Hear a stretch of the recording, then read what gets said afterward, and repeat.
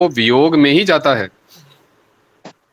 तो स्वामी जी महाराज जी से किसी ने प्रश्न पूछा कि महाराज जी, ये नित्य योग का अनुभव करने का सुगम उपाय क्या है? भगवान के साथ जो हमारा नित्य योग है, इसको इसको इसका अनुभव करने का सुगम उपाय क्या है?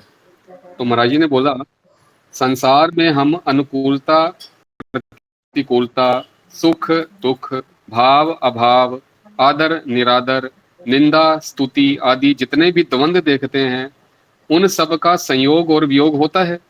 कभी अपने जीवन में आदर मिलता है, कभी निरादर भी मिलता है, निंदा स्तुति सब होते रहते हैं, दोनों चलते रहते हैं, कभी संयोग कभी वियोग, कभी सुखदायी कभी दुखदायी, कभी भाव कभी अभाव। महाराज कहते हैं ये सब चीजें संयोग वियोग इनका होते ही रहता है।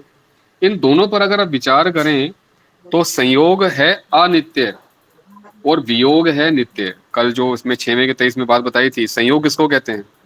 जिसके साथ हम सदा नहीं रह सकते, जो सदा हमारे साथ ना रहे, वो है संयोग। तो महाराज कह रहे हैं इस संयोग और वियोग दोनों पर विचार करें तो संयोग अनित्य है और वियोग नित्य है। अगर संसार के नित्य वियोग को स्वीकार कर लें तो परमात्मा के साथ नित्य योग का अनुभव हो जाएगा।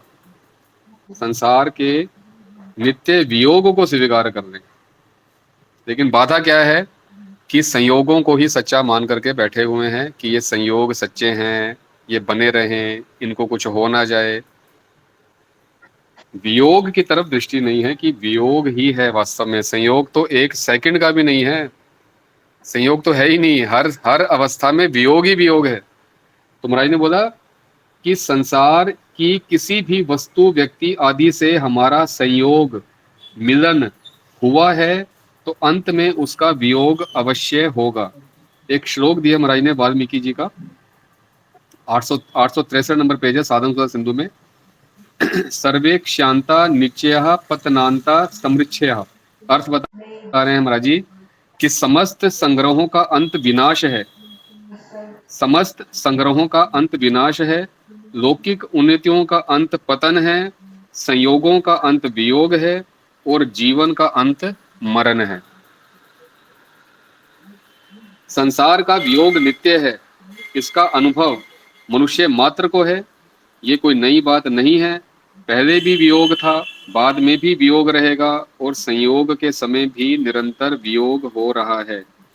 अतः वियोग नित्य है। नित्य को स्वीकार करने तो अनित्य का त्याग हो जाएगा। अनित्य का त्याग करना ही साधक का मुख्य कार्य है। वास्तव में वियोग का ही महत्व है, संयोग का नहीं। साधक से गलती यह होती है कि वह संयोग को सच्चा मानकर उसको महत्व देता है पर वियोग को महत्व नहीं देता। अगर ये साधक संयोग को सच्चा ना माने, वियोग को सच्चा माने, तो आज सुबह जो आया था कि ये अशांति का कारण क्या है? अशांति का कारण यही है कि उल्टी मान्यता कर ली। होना तो ये चाहिए था कि ये संयोग जो है सब अनित्य हैं, रहने वाले नहीं है, लेकिन संयोगों को तो मान लिया सच्चा और वियोग की तरफ दृष्टि ही नहीं की। तो महाराज ने बोला कि अनित्य का त्याग करना ही साधक का मुख्य कार्य है। वास्तव में वियोग का ही महत्व है, संयोग का नहीं। साधक से गलती यह होती है कि वो संयोग को सच्चा मानकर उसको महत्व देता है पर वियोग को महत्व नहीं देता। वो वियोग में संयोग की लालसा रखता है। अब चीजें तो जा रही हैं, निरंतर बिछुड़ रही हैं, लेकिन अपने क्या रहता है, ये बनी रहे ऐसी लालसा रखता है। जैसे धन नहीं हो तो धन की लालसा रखता है।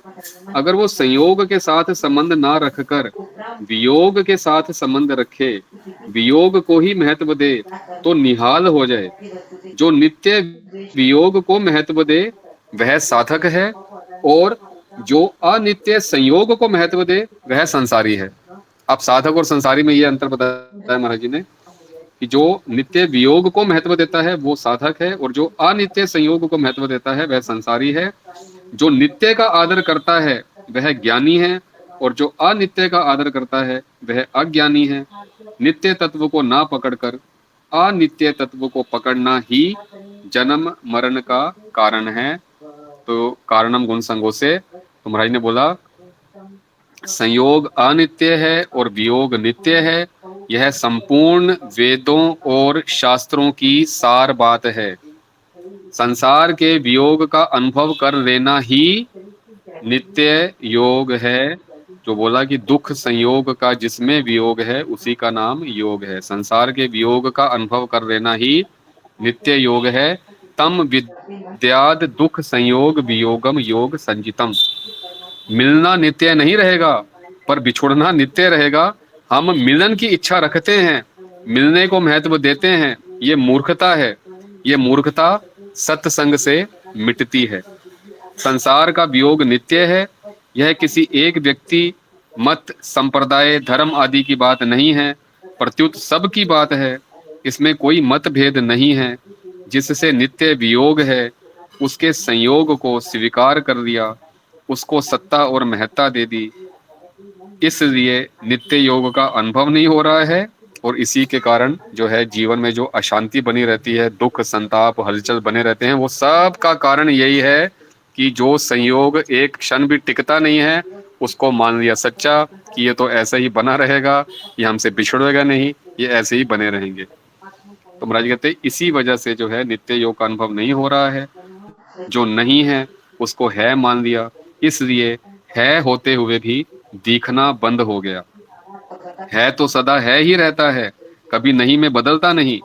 सदा साथ रहने वाले को देखने का यही उपाय है कि सदा बिछुड़ने वाले को साथ में ना माने। ये 6वें अध्याय का 23 नंबर श्लोक, इसलिए महाराज जी अपने प्रवचनों में इस श्लोक को अक्सर बोला करते हैं कि यही है कि सदा साथ रहने वाले को, अगर भगवान को हम जो है प्राप्ति करना चाहते हैं, उनको देखना चाहते हैं, तो कहते हैं उसका उपाय यही है कि सदा बिछुड़ने वाले को साथ ना माने। जिसका वियोग अवश्य होगा, उसके वियोग को वर्तमान में ही स्वीकार कर लें। तात्पर्य यह है कि जिसका वियोग हो जाएगा, उसमें राग ना करें, उसको महत्व बना दें, उसके प्रभाव को स्वीकार ना करें। जब सब संयोगों का वियोग हो जाएगा, अर्थात संयोगों में राग नहीं रहेगा, तब नित्य योग का अनुभव हो जाएगा। तो कुछ लोग ऐसी शंका किया करते हैं कि नित्य योग का अनुभव होने पर, अर्थात ज्ञान होने पर व्यवहार कैसे होगा। वास्तव में ज्ञान अज्ञान का निवर्तक है, होता है, व्यवहार का निवर्तक नहीं होता। अतः ज्ञान होने पर व्यवहार में कोई बाधा नहीं आएगी। प्रत्युत कामना, ममता, स्वार्थ आदि दोषों के मिट जाने से बड़ा अच्छा और सुंदर व्यवहार होगा। उस व्यवहार से स्वतः स्वाभाविक सबका हित होगा। तो बोला महाराज जी ने कि संसार में जितना भी संयोग देखने में आता है, सबका निरंतर वियोग हो रहा है। संकल्प विकल्प भी मिट रहे हैं। कोई बड़ी आफत आ जाए तो उस समय अपने को ये बात याद आ जाए कि ये आफत पहले थी नहीं, इस आफत का पहले वियोग था, पीछे इस आफत का वियोग हो जाएगा, और अभी भी इस आफत का वियोग हो रहा है। तो कह रहे हैं कोई बड़ी आफत आ जाए तो वो भी मिट रही है। किसी मनुष्य के मरने का शोक होता है तो वो शोक भी बिना उद्योग किए अपने आप मिट जाता है। संसार की सब चीजें वियुक्त होने वाली हैं, मिटने वाली हैं, और मिट ही रही हैं। तो इसलिए महाराज ने बोला कि इस नित्य वियोग को अभी स्वीकार कर लो, तो इतने से ही बड़ी शांति मिलेगी, मन की हलचल मिटेगी। ये आज का था ना, अशांति कैसे मिटे, शांति कैसे मिले, तो यही है। इस नित्य वियोग को अगर हम स्वीकार कर लें तो इतने से ही बड़ी शांति मिलेगी, मन की हलचल मिटेगी। महाराज ने बोला है कि जो जो जन्मा है वो मरेगा ही, जो आया है वो जाएगा ही, ये भाव होगा तो फिर किसी की मृत्यु पर अथवा जाने पर दुख नहीं होगा।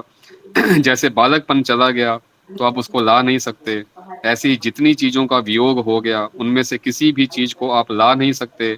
और अभी जो चीजें हैं वो भी जा रही हैं, उनको रख नहीं सकते।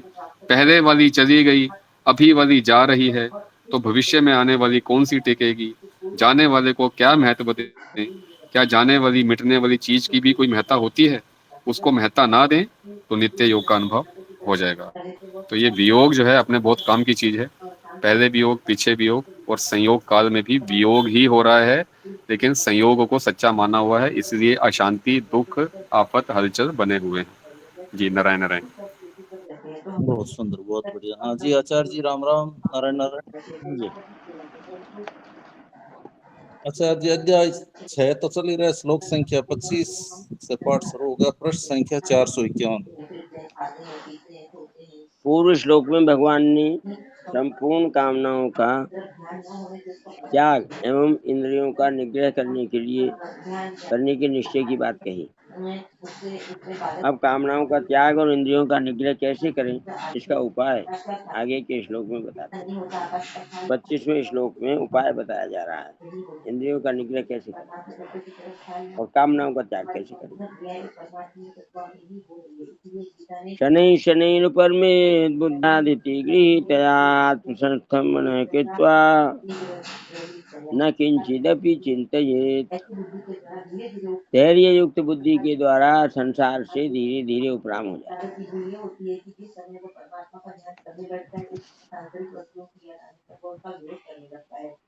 ये धैर्य युक्त बुद्धि कौन सी है?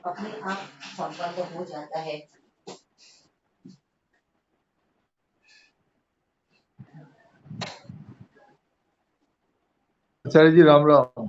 राम राम जी। वो जो साधन करते करते जो मुक्त आउट हो जाती है उसमें धैर्य बुद्धि रखे, हड़बड़ न करे, ये धैर्य बुद्धि मनुष्य कहते हैं विवेकी को है। धीरता है विवेक। हाँ ठीक है। जो अपने निश्चय पे पक्का रहे वह है धीर। बहुत बढ़िया। धीर तत्र न मोह्यति। धीर वहाँ मोहित नहीं होता। ये धैर्य कब आता है? जब बुद्धि शुद्ध हो जाती है, विवेक जागृत हो जाता है, तब वो धैर्य का रूप ले लेता है।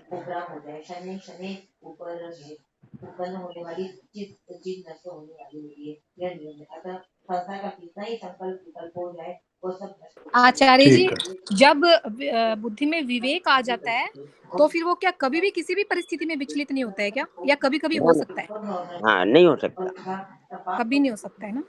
ना। जी आचार्य। जैसे हमने दूसरे अध्याय के 13वें श्लोक में पढ़ा भाई जी, देहिनोऽस्मिन् यथा देहे कौमारो यौवनम जरा तथा देहांतर प्राप्ति धीरस् तत्र न मोह्यति। ये शरीर की अवस्थाएं हैं, इनमें धीर मनुष्य मोहित नहीं होता। हाँ धीर सब है। नाशतो विद्यते भावो न भावो विद्यते सतः उभयोरपि दृष्टोऽन्तः त्वनयोस्तत्दर्शी। मतलब विवेकी, जो तत्वदर्शी है, जो विवेकी है, जो धीर है, वह मोहित नहीं होता।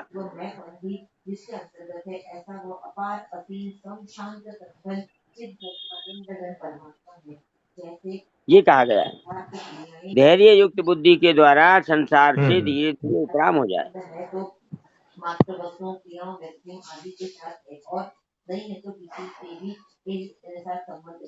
और मन बुद्धि को।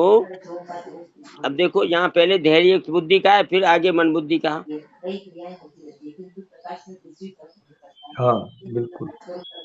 धैर्य युक्त बुद्धि के द्वारा संसार से धीरे धीरे उपराम हो जाए और मन बुद्धि को परमात्म स्वरूप में सम्यक प्रकार से स्थापन करके फिर कुछ भी चिंतन न करे। तो बुद्धि के दो रोल हो गए ना, संसार से हटना और परमात्मा में लगना।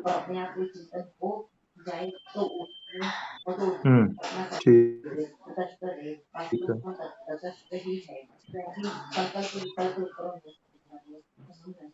बुद्ध्यादिति गृहीतया।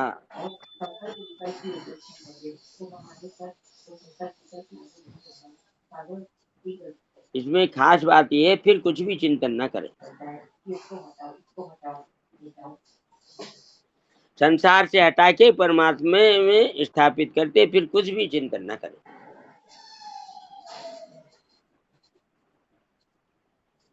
चिंतन करने से वह बात बिगड़ जाएगी, बनी बनाई बात बिगड़ जाएगी।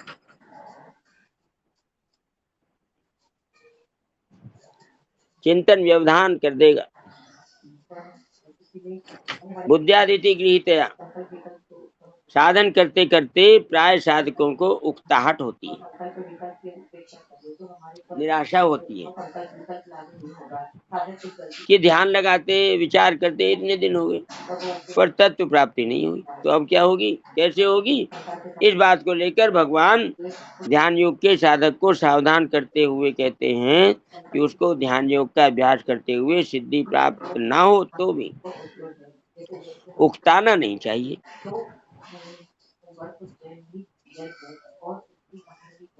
प्रत्युत धैर्य रखना चाहिए।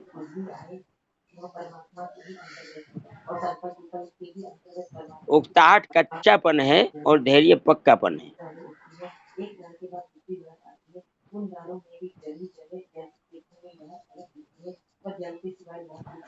जैसे सिद्धि प्राप्त होने पर, सफलता होने पर धैर्य रहता है, विफलता होने पर भी वैसा ही धैर्य रहना चाहिए कि वर्ष के वर्ष बीत जाएं, शरीर चला जाए तो भी परवाह नहीं, पर तत्व को तो प्राप्त करना ही है। इसके ऊपर टिप्पणी में स्पष्ट किया है इसको,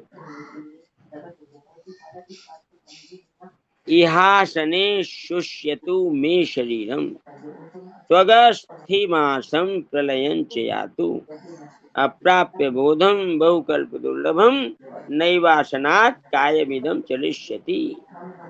कैसा दृढ़ संकल्प हो, बताया जा रहा है। भले ही इस आसन पर मेरा शरीर सूख जाए, चमड़ी मांस और हड्डियां तक नष्ट हो जाए, किंतु बहुकल्प दुर्लभ बोध प्राप्त किए बिना इस आसन से यह शरीर हिलेगा नहीं।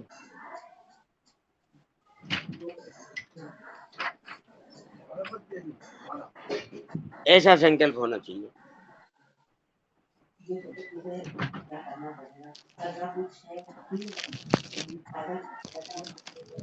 इसका छोटा सा नमूना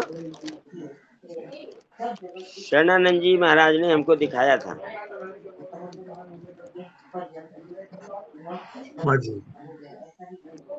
पानी नहीं पीऊंगा,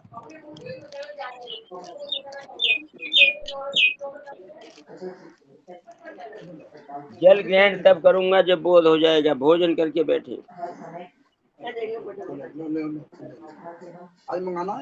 प्यास लगी है बहुत जोर की, नहीं करना, नहीं प्यास बुझाने का प्रयत्न करना, पहले बोध हो जाए तब प्यास बुझाऊंगा।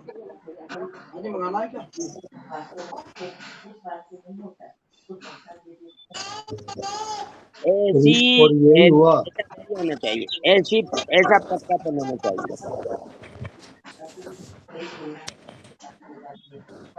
इसको कहते हैं धैर्य। प्रणाम जी, छोटा नमूना हमने भी देखा है। तो एकांतिक आत्यंतिक वो तो साधु ने तरह तरह की, लेकिन आपने उत्साह नहीं हुई, धैर्य हुआ, तो ये ध्यान योग ही तो था।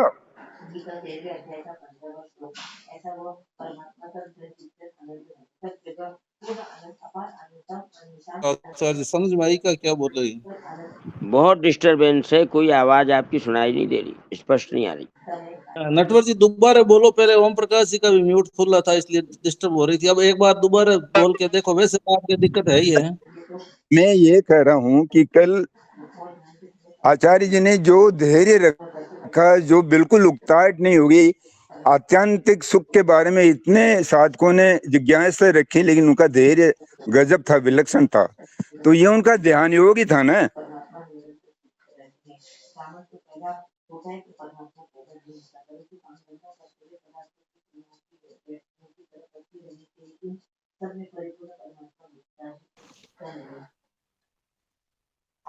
अभी भी कुछ सुनाई दिया? वो तो मामूली बात थी जी, उसका इस बात से तुलना नहीं है, ये बहुत ऊंची बात है।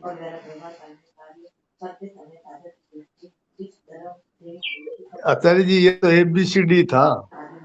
ये तो ABCD भी नहीं था। तो आगे बढ़ेंगे, ABCD के ABC से तो शुरू होगा ना। देखो, धीर धीर शब्द गीता में जहाँ जहाँ प्रयोग हुआ है उन सबको याद करो कहाँ हुआ है।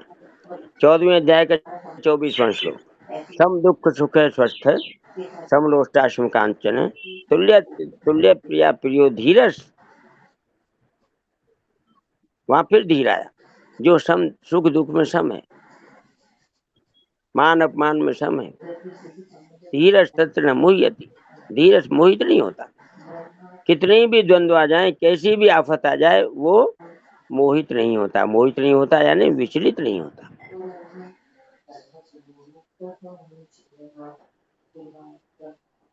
इसी बात को 18वें अध्याय में धृति के नाम से बताया है।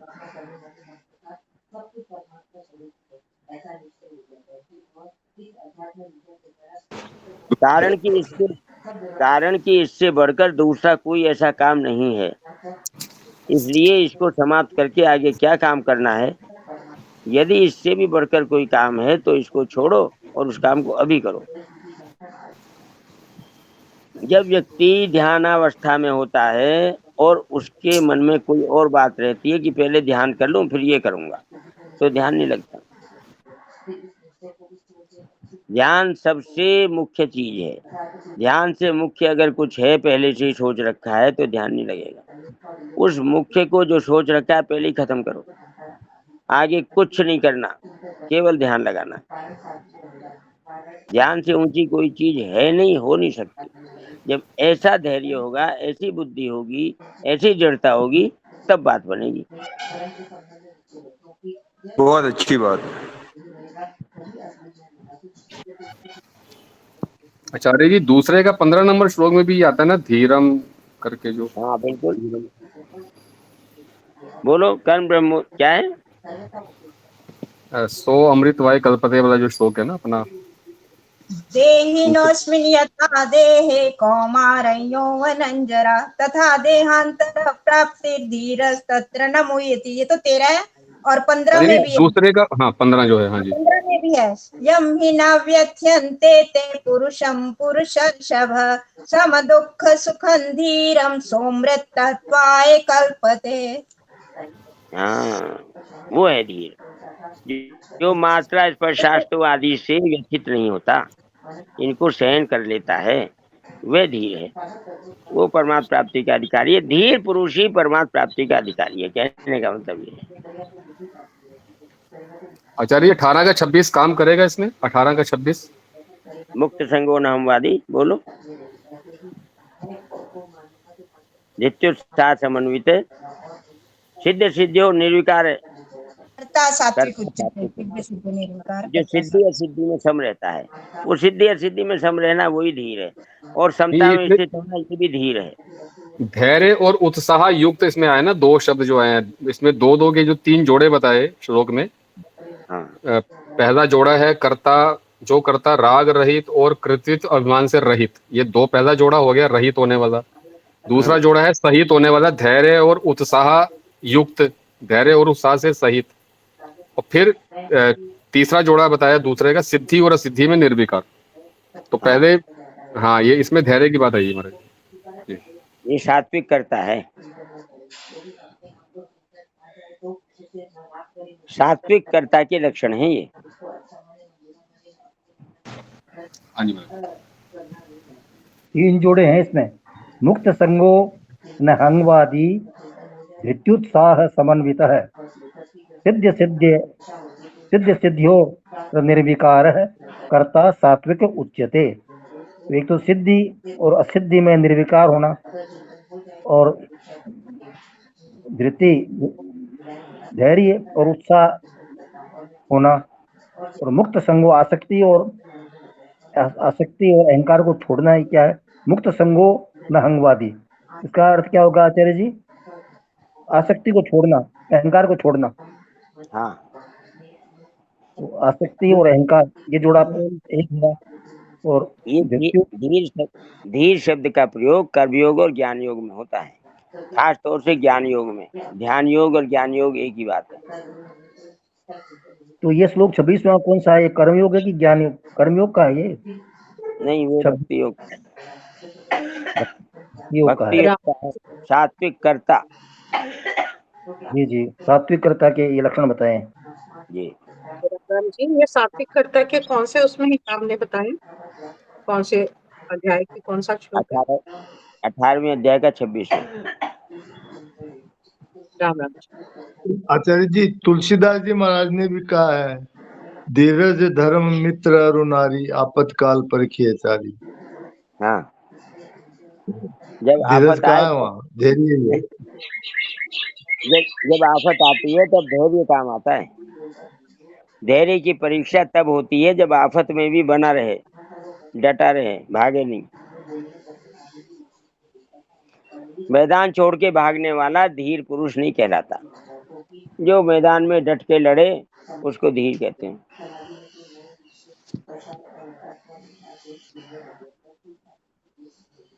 कारण कि सबसे बढ़कर दूसरा कोई ऐसा काम है नहीं, इसलिए इसको समाप्त करके आगे क्या काम करना है। यदि इससे भी बढ़कर कोई काम है तो इसको छोड़ो और उसको अभी करो। इस प्रकार बुद्धि को वश में कर ले, अर्थात बुद्धि में मान, बड़ाई, आराम आदि को लेकर जो संसार का महत्व पड़ा है उस महत्व को हटा दे।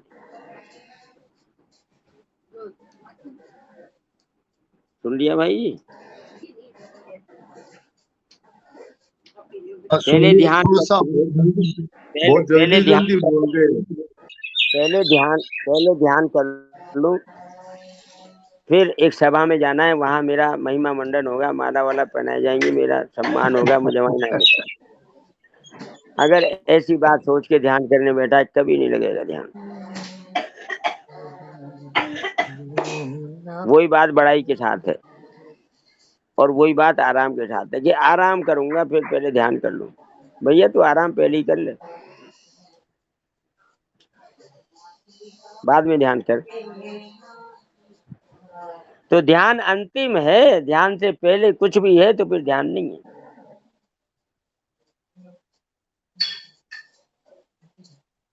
अकेला चाहिए, अकेला, कोई साथ ना हो, ना आगे हो ना पीछे हो।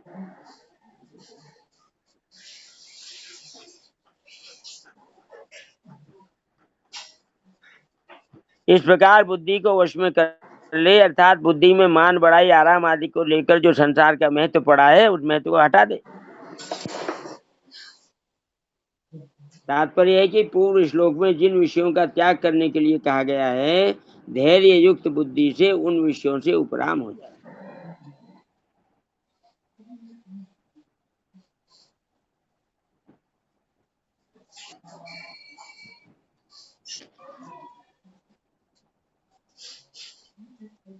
शनै शनै ऊपर में उपराम होने में जल्दबाजी ना करें,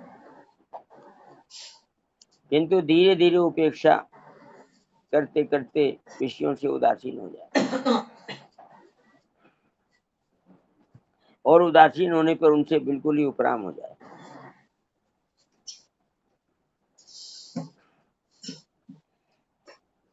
कामनाओं का त्याग और मन से इंद्रिय समूह का संयमन करने के बाद भी जहाँ जो उपराम होने की बात बताई गई है, उसका तात्पर्य है कि किसी त्याज्य वस्तु का त्याग करने पर भी उस त्याज्य वस्तु के साथ आंशिक द्वेष का भाव रह सकता है। उस द्वेष भाव को हटाने के लिए यहाँ उपराम होने की बात कही है। तात्पर्य कि संकल्पों के साथ न राग करे न द्वेष करे, किंतु उनसे सर्वथा उपराम हो जाए। हमने 24वें श्लोक में संकल्प की बात पढ़ी थी ना।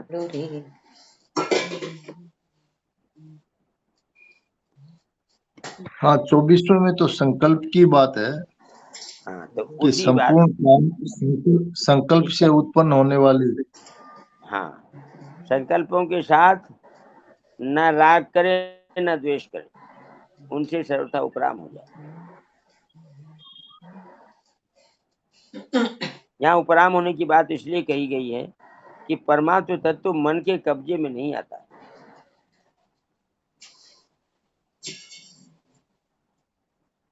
क्योंकि मन प्रकृति का कार्य होने से जब प्रकृति को भी नहीं पकड़ सकता, तो फिर प्रकृति से अतीत परमात्म तत्व को पकड़ ही कैसे सकता। प्रश्न संख्या 452। अर्थात परमात्मा का चिंतन करते करते मन परमात्मा को पकड़ ले, यह उसके हाथ की बात नहीं है। जिस परमात्मा की शक्ति से मन अपना कार्य करता है उसको मन कैसे पकड़ सकता है। यन मनसा न मनुते ये नाहुर मनुमतम, उपनिषद का ये मंत्र है। जैसे जिस सूर्य के प्रकाश से दीपक, बिजली आदि प्रकाशित होते हैं, वे दीपक आदि सूर्य को कैसे प्रकाशित कर सकते हैं? कारण कि उनमें प्रकाश तो सूर्य से ही आता है। ऐसे ही मन बुद्धि आदि में जो कुछ शक्ति है वे उस परमात्मा से ही आती है। अतः वे मन बुद्धि आदि उस परमात्मा को कैसे पकड़ सकते हैं? नहीं पकड़ सकते।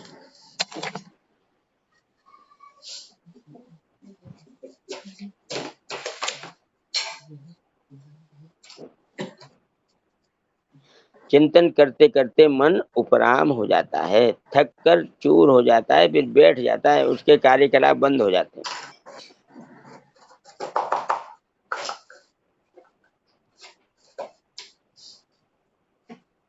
दूसरी बात, संसार की तरफ चलने से सुख नहीं पाया है, केवल दुख ही दुख पाया है। अतः संसार के चिंतन से प्रयोजन नहीं रहा, तो अब क्या करें? उससे उपराम हो जाए, ये दूसरा उपाय है।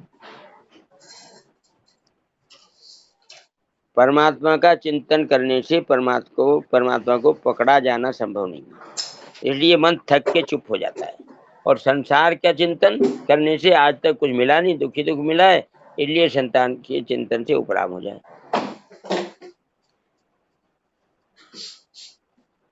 मन की उपरामता लक्ष्य है। भगवान के चिंतन से भी ये उपराम हो सकता है और संसार के चिंतन से भी उपराम हो सकता है। संसार का चिंतन निरर्थक है और भगवान का चिंतन करने से ये वहां तक पहुंच तो सकता नहीं, लेकिन थक के बीच में ही बैठ जाता है, पीछा छूट जाता है।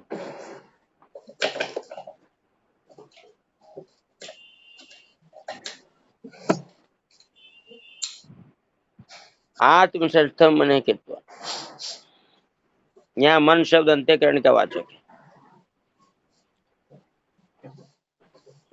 सब जगह एक सच्चिदानंद परमात्मा ही परिपूर्ण है। संकल्पों में पहले और पीछे वही परमात्मा है। संकल्पों में भी आधार और प्रकाशक रूप से एक परमात्मा ही परिपूर्ण है। उन संकल्पों में और कोई सत्ता पैदा नहीं हुई है, किंतु उनमें सत्ता रूप से वे परमात्मा ही है। ऐसा बुद्धि का दृढ़ निश्चय निर्णय रहे। मन में कोई तरंग पैदा हो भी जाए तो उस तरंग को परमात्मा का ही स्वरूप समझे, परमात्मा का ही स्वरूप माने। दूसरा भाव यह है कि परमात्मा देश काल, वस्तु, व्यक्ति, घटना, परिस्थिति आदि सब में परिपूर्ण है। ये देश काल आदि तो उत्पन्न होते हैं और मिटते हैं, परंतु परमात्मा तो बनता बिगड़ता नहीं है, वे तो सदा ज्यों का त्यों रहता है। उस परमात्मा में मन को स्थिर करके, अर्थात सब जगह एक परमात्मा ही है, उस परमात्मा के सिवाय दूसरी कोई सत्ता है ही नहीं, ऐसा पक्का निश्चय करके भी कुछ भी चिंतन न करें।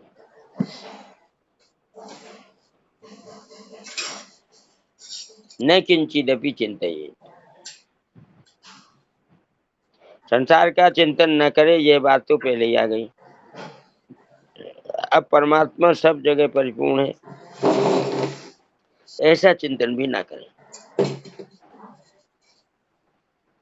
कारण कि जब मन को परमात्मा में स्थापन कर दिया तो अब चिंतन करने से वृत्ति सविकल्प हो जाएगी, अर्थात मन के साथ संबंध बना रहेगा।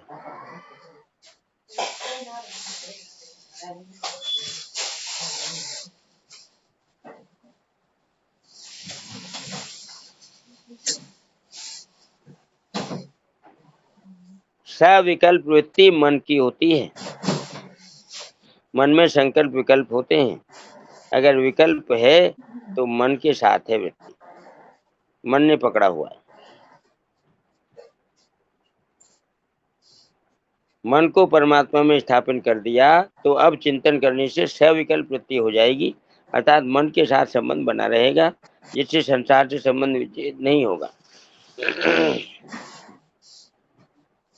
अगर हमारी ऐसी स्थिति बनी रहे, ऐसा चिंतन करेंगे तो परिच्छिन्नता बनी रहेगी, अर्थात चित्त की ओर चिंतन करने वाले की सत्ता बनी रहेगी।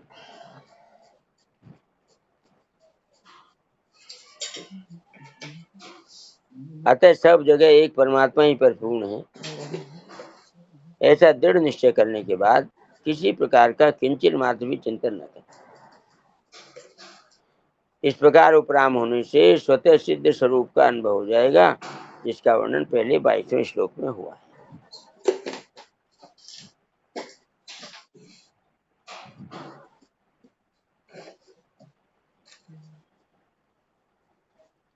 यम लब्ध्वा चापरम लाभम मन्यते नाधिकम तत् यस्मिन् स्थिते न दुःखेन गुणापि विचारते।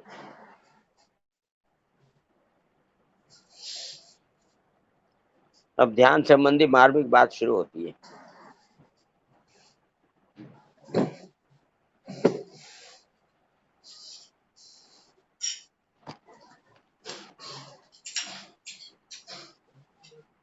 सबसे मुख्य बात यह है कि परमात्मा सब जगह परिपूर्ण है, सब देश में, सब काल में, संपूर्ण वस्तुओं में, संपूर्ण व्यक्तियों में, संपूर्ण घटनाओं में और संपूर्ण क्रियाओं में। परमात्मा साकार, निराकार आदि सब रूपों से सदा ज्यों के त्यों विद्यमान है।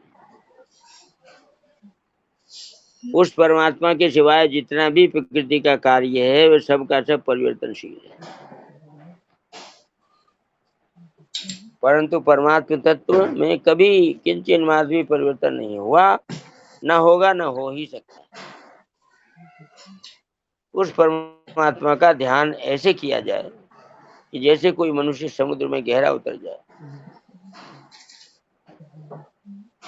तो जहां तक दृष्टि जाती है वहां तक जल ही जल है। नीचे देखो तो भी जल, ऊपर देखो तो भी जल, चारों तरफ जल ही जल परिपूर्ण है। इस तरह जहां स्वयं अपने आप को एक जगह मानता है, उसके भीतर भी परमात्मा है, बाहर भी परमात्मा है, ऊपर भी परमात्मा, नीचे ही परमात्मा, चारों तरफ परमात्मा ही परमात्मा परिपूर्ण। शरीर के भी कण कण में वह परमात्मा है। उस परमात्मा तत्व को प्राप्त करना ही मनुष्य मात्र का ध्येय है, और वह नित्य निरंतर प्राप्त है। उस परमात्मा तत्व से कोई भी कभी दूर हो सकता ही नहीं, किसी भी अवस्था में उससे कोई अलग नहीं हो सकता। केवल अपनी दृष्टि विनाशी पदार्थों की ओर रहने से वह सदा परिपूर्ण, निर्विकार, सम, शांत रहने वाला परमात्मा तत्व दिखता नहीं।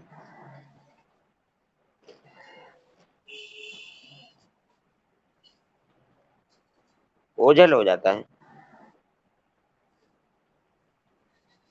अगर उस परमात्मा की तरफ दृष्टि लक्ष्य हो जाए कि वह सब जगह ज्यों का त्यों परिपूर्ण है, तो स्वतः ध्यान हो जाएगा, करना नहीं पड़ेगा, ध्यान हो जाएगा, ध्यान करना नहीं पड़ेगा। जैसे हम सब पृथ्वी पर रहते हैं तो हमारे भीतर, बाहर, ऊपर, चारों ओर आकाश ही आकाश है, कोलाहट ही कोलाहट है। 453 उसकी तरफ हमारा लक्ष्य नहीं रहता। अगर लक्ष्य हो जाए तो हम निरंतर आकाश में ही रहते हैं, आकाश में ही चलते हैं, आकाश में ही फिरते हैं, आकाश में ही खाते हैं, आकाश में ही पीते हैं, और आकाश में ही सोते हैं, जागते हैं आदि। आकाश में ही सब काम कर रहे हैं, परंतु आकाश की तरफ ध्यान न होने से इसका पता नहीं। अगर उस तरफ ध्यान हो जाए कि आकाश है, उसमें बादल होते हैं, वर्षा होती है, सूर्य, चंद्रमा, नक्षत्र आदि हैं उसमें, तो आकाश का ख्याल होता है, अन्यथा नहीं होता। आकाश का ख्याल न होने पर भी हमारी सब क्रियाएं आकाश में ही होती। ऐसे ही उस परमात्मा तत्व की तरफ ख्याल न होने पर भी हमारी संपूर्ण क्रियाएं उस परमात्मा तत्व में ही हो रही हैं। इसलिए गीता ने कहा कि शनै शनैः परमेद बुद्ध्यादिति गृहीत, अर्थात जिस बुद्धि में धीरज है, ऐसी बुद्धि के द्वारा धीरे धीरे उपराम हो जाए। संसार की कोई भी बात मन में आए तो उससे उपराम हो जाए। साधक की भूल यह होती है कि जिस समय वे परमात्मा का ध्यान करने बैठता है उस समय सांसारिक वस्तु की याद आने पर वह उसका विरोध करने लगता है। विरोध करने से भी उस वस्तु का अपने साथ संबंध हो जाता है और उसमें राग करने से भी संबंध हो जाता है। अतः न तो उसका विरोध करे और न उसमें राग करे, उसकी उपेक्षा करे, उससे उदासीन हो जाए, बेपरवाह हो जाए। संसार की याद आ गई तो आ गई, नहीं आई तो नहीं आई। इस बेपरवाही से संसार के साथ संबंध नहीं जुड़ेगा। अतः भगवान कहते हैं कि उससे उदासीन ही नहीं उपराम हो जाए, शनि शनि उपरम। उत्पन्न होने वाली चीज नष्ट होने वाली होती है, यह नियम है।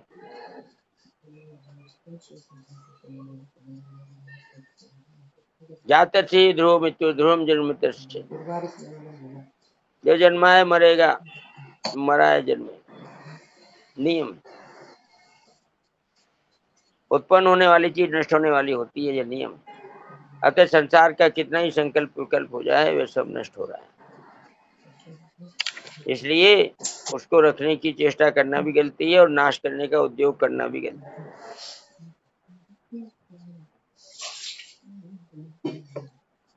संसार में बहुत सी चीजें उत्पन्न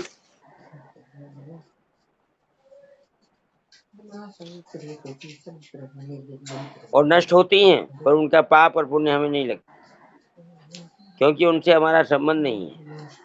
ऐसे ही मन में संकल्प विकल्प आ जाए, संसार का चिंतन हो जाए तो उससे हमारा कोई संबंध नहीं है। न तो याद आने वाली वस्तु के साथ संबंध है और न जिसमें वस्तु की याद आई उस मन के साथ ही संबंध। हमारा संबंध तो सब जगह परिपूर्ण परमात्मा से। अतः उत्पन्न और नष्ट होने वाले संकल्प विकल्प से क्या तो राग करें और क्या द्वेष करें। यह तो उत्पत्ति और विनाश का एक प्रवाह है। इससे उपराम हो जाए, विमुख हो जाए, इसकी कुछ भी परवाह न करें।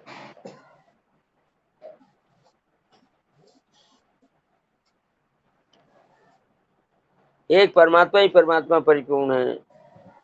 जब हम अपना एक व्यक्तित्व पकड़ लेते हैं तब मैं हूँ ऐसा दिखने लगता है। वह व्यक्तित्व मैंपन भी जिसके अंतर्गत है, ऐसा वह अपार असीम सम शांत सदगन चिदगन आनंदगन परमात्मा है।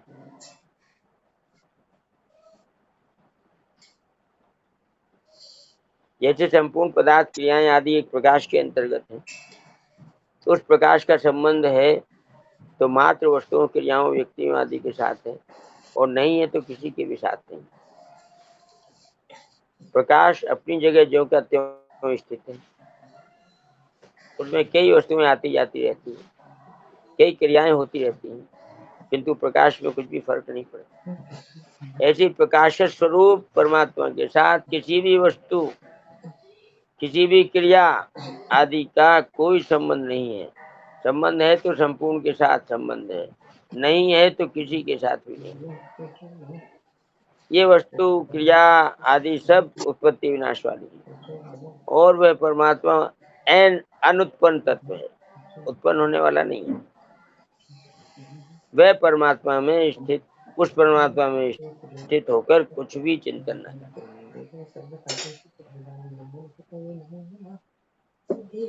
एक चिंतन करते हैं और एक चिंतन होता है। चिंतन करे नहीं और अपने आप को चिंतन हो जाए तो उसके साथ अपना संबंध न जोड़े, तटस्थ रहे। वास्तव में तटस्थ ही हैं, क्योंकि संकल्प विकल्प तो उत्पन्न और नष्ट होते हैं पर हम तो रहते हैं।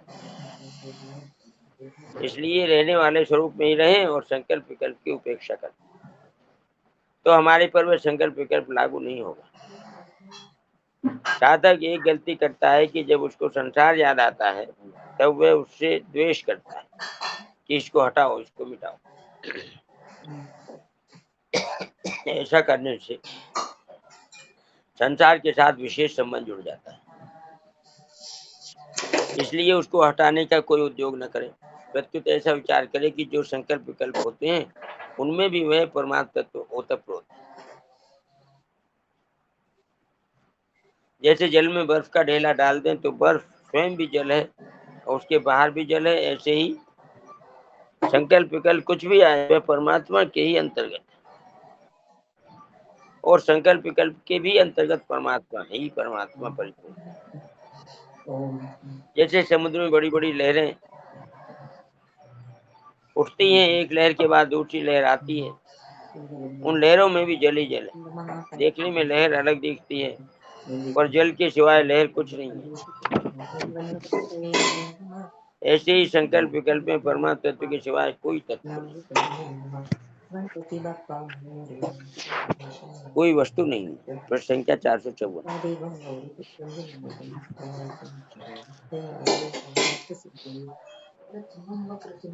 अभी कोई पुरानी घटना याद आ गई तो वह घटना पहले हुई थी, अब वह घटना नहीं है। मनुष्य जबरदस्ती उस घटना को याद करके घबरा जाता है कि क्या करूं, मन नहीं लगता। वास्तव में जब परमात्मा का ध्यान करते हैं उस समय अनेक तरह की पुरानी बातों की याद, पुराने संस्कार नष्ट होने के लिए प्रकट होते हैं, परंतु साधक इस बात को समझे बिना उनको सत्ता देकर और मजबूत बना लेता है।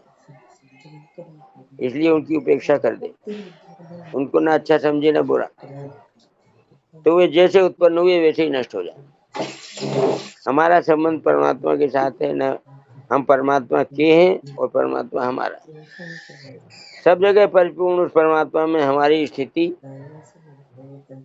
सब समय में है, ऐसा मानकर चुप बैठ जाए। अपनी तरफ से कुछ भी चिंतन ना करें, अपने आप चिंतन हो जाए तो उससे संबंध ना जोड़े,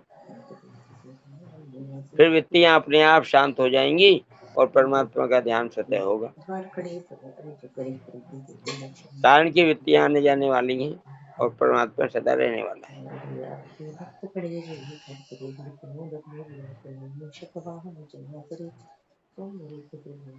जो स्वतः सिद्ध है उसमें करना क्या पड़ेगा, करना कुछ है ही नहीं।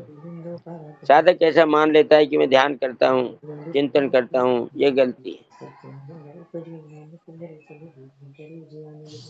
जब सब जगह एक परमात्मा ही है तो क्या चिंतन करें,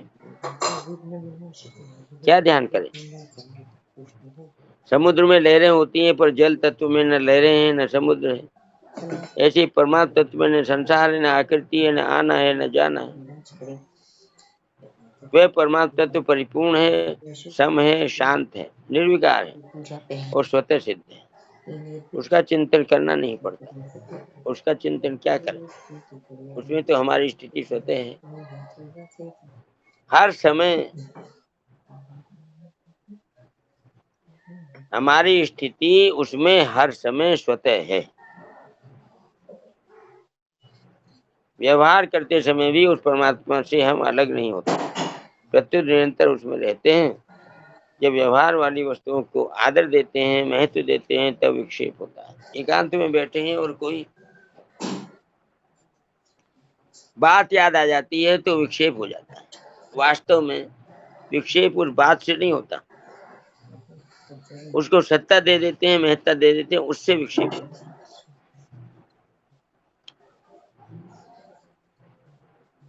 आई हुई बात को जाने दें तो कोई विक्षेप नहीं होगा। जैसे आकाश में बादल आते हैं और शांत हो जाते हैं, ऐसे ही मन में कई स्फुरणाएं आती हैं और शांत हो जाती हैं।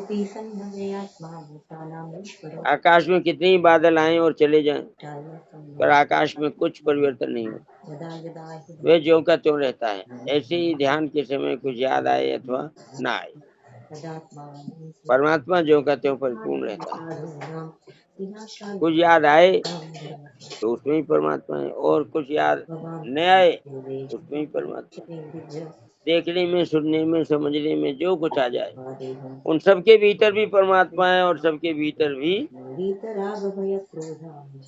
सबके बाहर भी परमात्मा है, सबके भीतर भी परमात्मा है।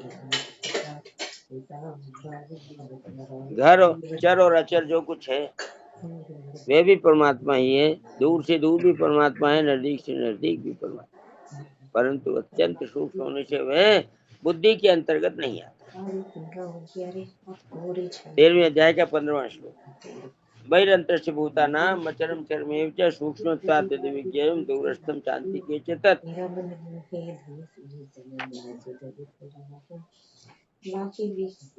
भगवान कहते हैं वे परमात्मा संपूर्ण प्राणियों के बाहर भीतर परिपूर्ण हैं और चराचर प्राणियों के रूप में भी वे ही हैं, एवं दूर से दूर तथा नजदीक से नजदीक भी वे ही हैं, और वे अत्यंत सूक्ष्म होने से जानने में नहीं आते। व्याख्या में कहा परमात्मा को 12वें श्लोक से तो ज्ञेय कहा, पर प्रस्तुत श्लोक में उन्हें अविज्ञेय कहा। इसका तात्पर्य है कि परमात्मा ज्ञेय होने पर भी संसार की तरह ज्ञेय नहीं है। जैसे संसार इंद्रियां मन बुद्धि से जाना जाता है, ऐसे परमात्मा इंद्रिय मन बुद्धि से नहीं जाना जाता। इंद्रियां मन बुद्धि प्रकृति के कार्य हैं, प्रकृति का कार्य प्रकृति को भी पूरा नहीं जान सकता, फिर प्रकृति से अतीत परमात्मा को जान ही कैसे सकता है। परमात्मा को तो मान कर स्वीकार करना पड़ता है, क्योंकि स्वीकृति स्वयं में होती है, स्वयं की परमात्मा के साथ एकता है। इसलिए परमात्मा की प्राप्ति भी स्वीकृति से होती है, चिंतन मनन श्रवण वर्णन से नहीं। परमात्मा की प्राप्ति स्वीकृति से होती है, चिंतन मनन श्रवण वर्णन से नहीं।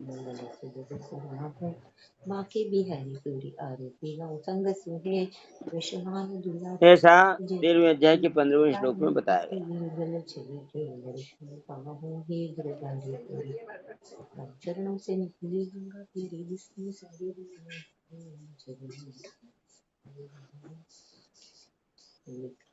ऐसा वे परमात्मा सदगन चिदगन आनंद घन है, सब जगह पूर्ण आनंद, अपार आनंद, सम आनंद, शांत आनंद, घन आनंद, अचल आनंद, अटल आनंद, आनंद ही आनंद।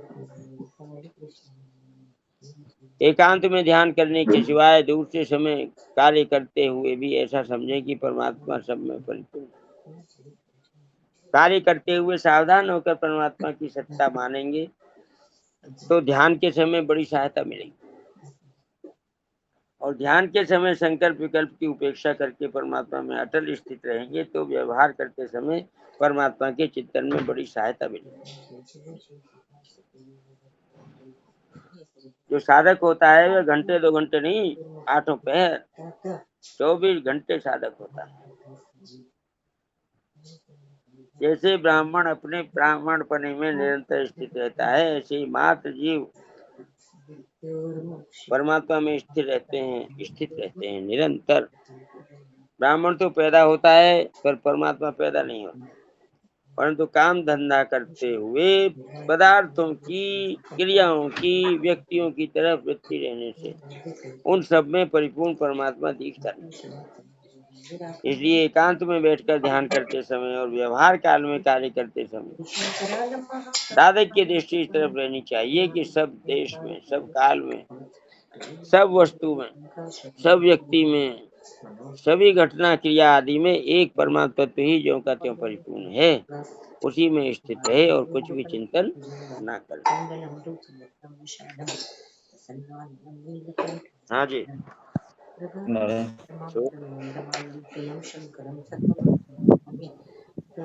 हाँ, समय तो हो गया आचार्य जी, और किसी ने कोई बात पूछनी हो या कोई और कोई समझनी हो तो समझ।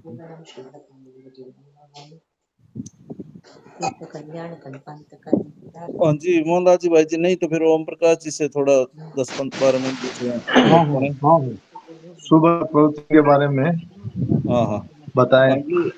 ये विजय ब्रह्मचरण क्या ब्रह्मचारी है जिन्होंने खोला है क्या? म्यूट कुछ पूछ रहे हो क्या? हाँ जी विजय जी। नारायण नारायण नारायण, मेरी आवाज आ रही है? विजय जी आवाज आ रही है? ये भाई बोलो। नारायण नारायण, मैं ये निवेदन कर रहा हूँ कि अभी जो श्लोक के लेकर के एक प्रश्न ये है कि जब साधक कुछ भी चिंतन नहीं करेगा तो फिर कहाँ पर स्थिति मानी जाएगी उसकी? परमात्मा में। सर जी परमात्मा में स्थिति मानी जाएगी। और उसके पास प्रमाण क्या है इस बात का? प्रमाण की आवश्यकता नहीं है। क्योंकि बहुत से साधक ये सबका प्रश्न हो जाता है कि कैसे विश्वास माने कि हम परमात्मा में हैं, इसके ऊपर किसके आधार पर? अच्छा, और कहाँ हो सकते हो ये बताओ।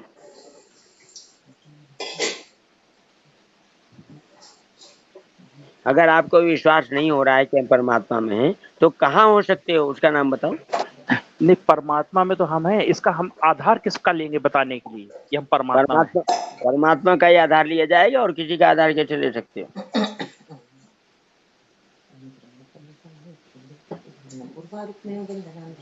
परमात्मा का आधार कोई और हो सकता है क्या? परमात्मा परमात्मा का सबका आधार है।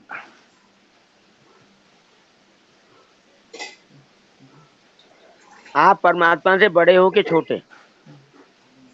परमात्मा की सत्ता में हम भी हैं। आप बड़े हो कि छोटे? परमात्मा से हम उनके अंश हैं। कितने छोटे हैं? बहुत छोटे हैं। हाँ, उन्हीं की सत्ता में रहने वाले हैं हम। हम उनका आधार कैसे जान सकते हैं? हाँ, नहीं जान सकते। तो फिर ये बात ही बेकार की है जो आप पूछ रहे हो। हमारा तात्पर्य ये आचार्य जी कि साधक जब वहां पर स्थित होता है तो वो ये कहता है कि हम विश्वास कैसे माने, इसको किस तरह से कहा जाए? फिर वो जो है सब जगह परमात्मा है, पहले ये स्वीकार करें। परमात्मा के सिवा कहीं कुछ नहीं है। और उसने सब जगह से अपने आप को हटा लिया है। तो अब उसकी स्थिति कहाँ होगी? स्वतः स्वाभाविक परमात्मा में होगी।